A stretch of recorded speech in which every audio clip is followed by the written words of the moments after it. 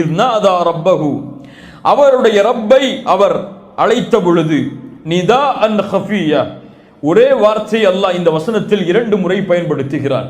இத் நாதா ரப்பஹு நிதாஅன், நாதா நிதாஅன் 2 முறை அர்த்தம் தான். அவருடைய ரப்பை அவர் அழைத்தார், எப்படி அழைத்தார் என்பதை அல்லாஹ் கூறும் பொழுது அதே வார்த்தையை சொல்லுகிறான். ஏன்?